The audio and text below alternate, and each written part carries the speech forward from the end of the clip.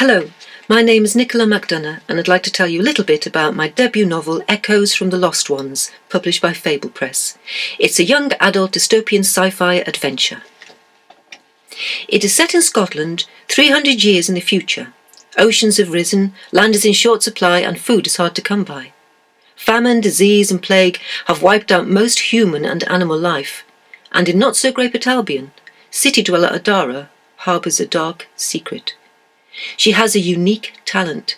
She can sing to the elusive birdie birds and make them land. In a time of want, her gift is much sought after, and she must keep it a secret from those who would abuse her power. The all-controlling agros have cut supplies to the inhabitants of City Place and the woodfolk community. Hunger is spreading, and children are going missing. When Adara's brother Diogol disappears during an agro raid, she must leave the confines of her hygiene home and go in search of her missing Brobro.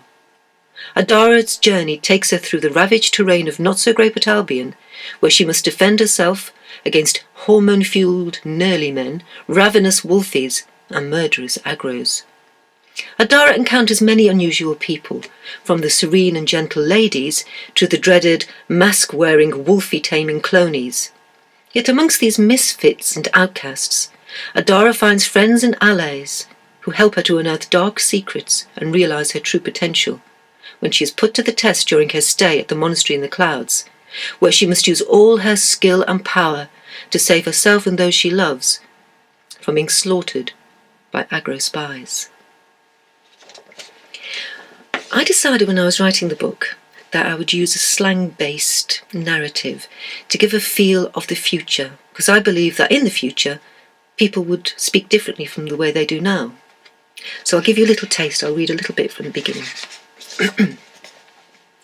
Something tiptoed down my back. I clenched my teeth so as not to yell yak, and continued to crawl. My hands touched squish and prickle, and bugs swarmed around my fingers and neck. I was being chomped by all things natural, and I wasn't even a gnat's breadth away from the perimeter fence. I knew naught about the wilderness, except it was full to brimming with beasties that craved my flesh. When far enough away so as to be no more than a speck in the distance, I stood and shoulder-wriggled until whatever trickled through my flesh hairs fell off.